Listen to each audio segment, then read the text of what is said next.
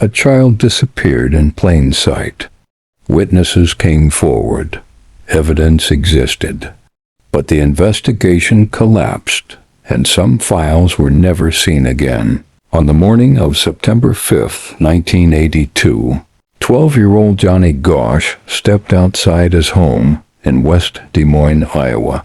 It was still dark, still quiet, still ordinary. Johnny grabbed his stack of newspapers, mounted his bike, and rode into the neighborhood, a route he had memorized down to every driveway and mailbox. He was supposed to be home by 7 a.m. He never came back. A normal morning. Johnny Gosch wasn't a runaway. He wasn't troubled. He wasn't rebellious. He was responsible, reliable, careful. He had been delivering newspapers since the age of 10. He followed strict rules his parents set, rules about strangers, cars, and shortcuts. That morning, a neighbor later reported seeing Johnny talking to a man in a blue car. Another witness claimed a different car, a silver Ford Fairmont, was circling the area.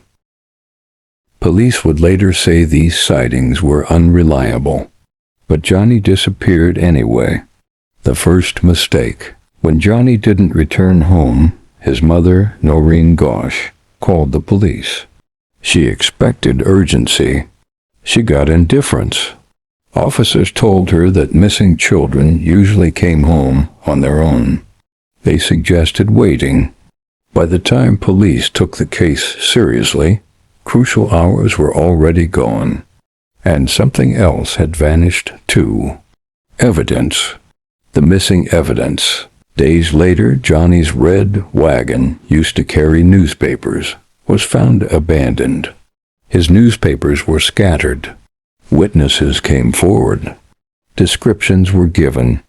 But police failed to properly secure scenes, follow leads, or connect reports.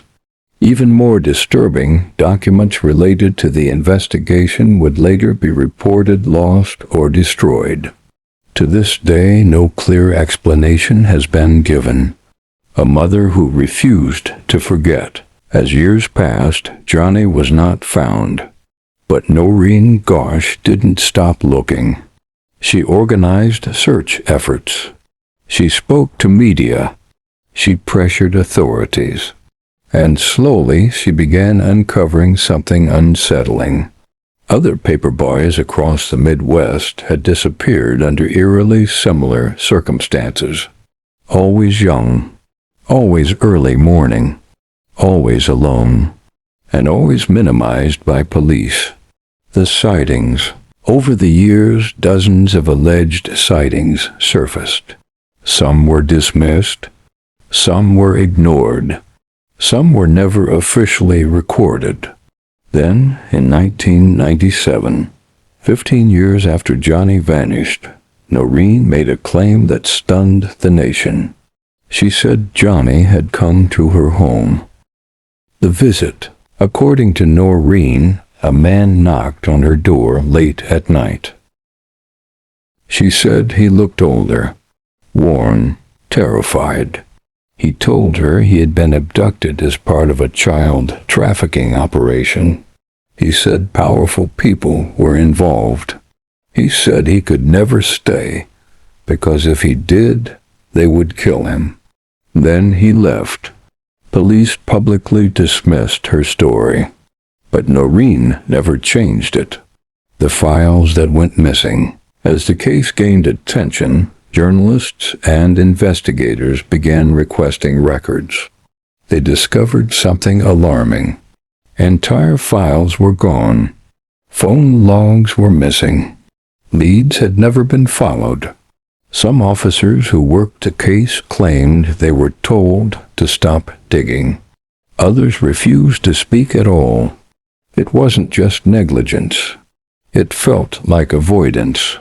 The question no one wants to answer. Why was the investigation so flawed? Why were witnesses ignored? Why were documents lost? And why, after decades, does this case still feel unfinished? Johnny Gosch was never declared dead.